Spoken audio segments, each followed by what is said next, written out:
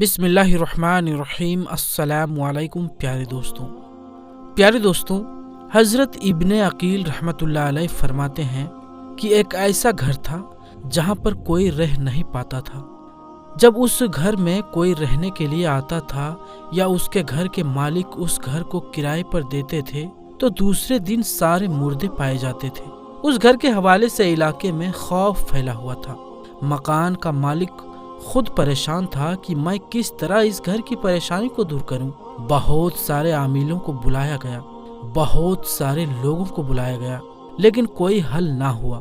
ایک دن ایک بزرگ کا وہاں سے گزر ہوا۔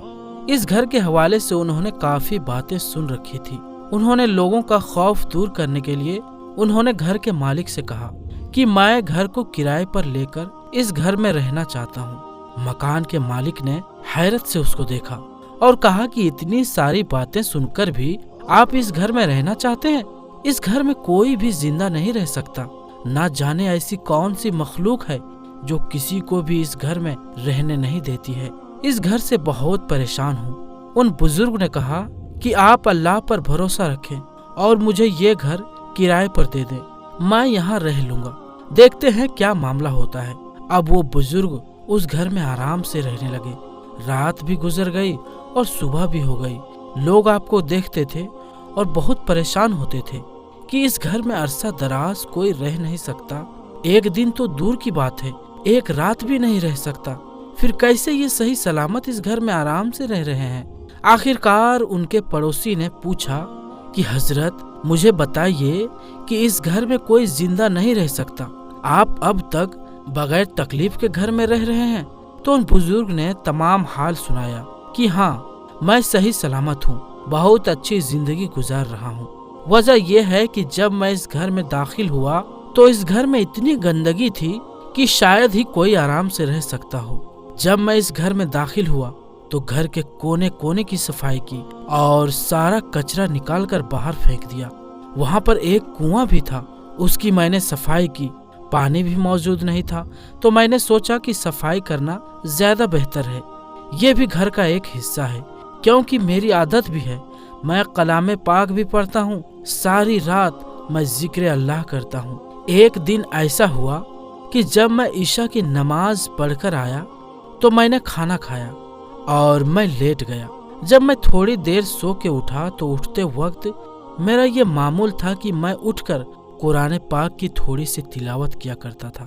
جب میں قرآن پاک کی تلاوت کر رہا تھا اسی وقت مجھے کنویں سے کوئی نکلتا ہوا نظر آیا۔ وہ اتنی بڑی مخلوق تھی جیسے کوئی نوجوان لڑکا عجیب شکل کا نکل رہا تھا۔ وہ میرے سامنے آ کر کھڑا ہو گیا۔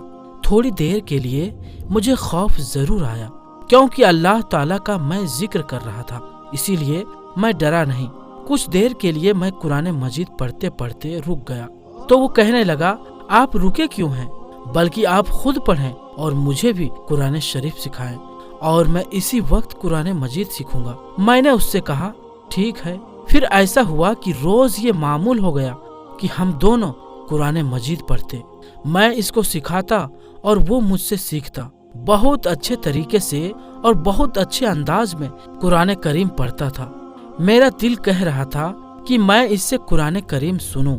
میں یہ دیکھ کر بہت حیران ہوا اور مجھے خوشی ہوئی کہ اللہ تعالیٰ نے جنات جیسی مخلوق میں بھی اتنے بہترین مسلمان رکھے ہیں۔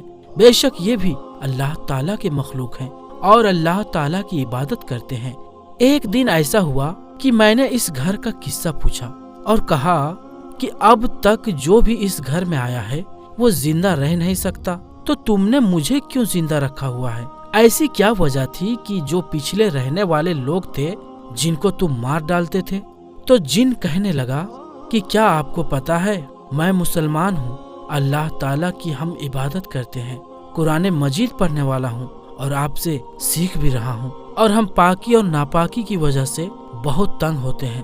جب میں اس کنویں میں رہتا تھا یہاں پر جو رہنے والے لوگ تھے وہ اس کنویں میں کچرا پھینک دیتے تھے، یعنی کہ وہ بہت بدکار تھے اور یہاں تک کہ وہ شراب بھی پیتے تھے۔ مجھے بہت تکلیف ہوتی تھی ان کی اور ان کی بدکاریوں کی وجہ سے، کیونکہ میں نماز کا بہت پابند تھا اور اللہ تعالیٰ کی عبادت میں مصروف ہوتا تھا، اور وہ لوگ سارا دن गाना बजाना किया करते थे और इस घर में गंदगी फैलाई हुई थी। एक दिन तो इन लोगों ने हद ही कर दी। अपने घर की सफाई तो रखते नहीं थे, इस सहन वाले हिस्से को तो वो और भी गंदा रखते थे। एक दिन इन बदकार और बदमाश लोगों ने इस कुएं के अंदर कचरा फेंक दिया। उस वक्त मैं नमाज पढ़ रहा था और मैं तैश में आ गया। मुझसे बर्दाश्त ना हुआ और मैंने हर एक शख्स का गला दबाकर उनको मार डाला। मेरा गुस्सा इतना ज्यादा बढ़ गया कि उसके बाद मैंने इस घर में किसी को भी बर्दाश्त ना किया और जो भी यहाँ आता और गंदगी फैलाता तो मैं उनकी यही हालत करता हूँ और सुबह तक वो मुर्दा पाए जाते। उस मुसलमान की ये बात सुनकर मेरे दिल को बहुत तकलीफ पहुंची इन मुसलमानों की हरकतों पर। खैर, हम बहुत अच्छे दोस्त बन चुके थे। हम रोज रात में कुरान पढ़ते। एक दिन पता नहीं कहां से जिन्नात पकड़ने वाला आमिल आ गया। उस आदमी ने जोर जबरदस्ती की और घर में दाखिल हो गया और अपना अमल जारी रखा, जिससे वो जिन कमजोर हो रहा था। छत पर बड़े सांप की शक्ल इख्तियार कर ली और सांप बनते ही वो जमीन पर आ गया और जल्दी जल्दी उस आमिल ने उस सांप को पकड़ लिया और अपने बोरी में डाल लिया और उसको ले जाने लगा। तब मैंने उसको पकड़ लिया और कहा, कहाँ लेकर जा रहे हो? तुम इसे नहीं ले जा सकते। उसने कहा कि ये मेरा शिकार है, तुम मेरा शिकार ले जाने से रोकोगे? मैंने कहा हाँ। मैंने उसे एक अशर्फी दी और कहा कि तुम इसे छोड़कर यहाँ से चले जाओ। फिर वो आमिल वहाँ से चला गया और वो जिन जो सांप बना हुआ था आहिस्ता आहिस्ता अपनी शक्ल में वापिस आ गया। लेकिन अब वो बहुत ज्यादा लागर और कमजोर हो चुका था और उसका रंग पीला हो गया था। मैंने उसकी वजह पूछी कि तुम्हारी ऐसी हालत क्यों हो गई? उसने कहा, जो ये पढ़ रहा था वो अल्लाह ताला के नाम पर था। अब लगता है मुझे मेरे बचने की कोई उम्मीद नहीं है, अब मर जाऊंगा।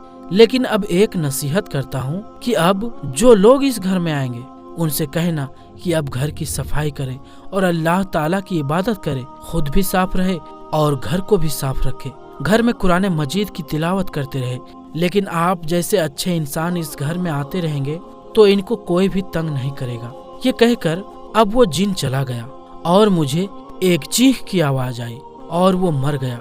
हजरत इब्ने अकील रहमतुल्लाह अलैह फरमाते हैं, फिर हर कोई उस घर में रहने लगा। वो बुजुर्ग भी उस घर में काफी अरसा रहने के बाद किसी दूसरे शहर चले गए।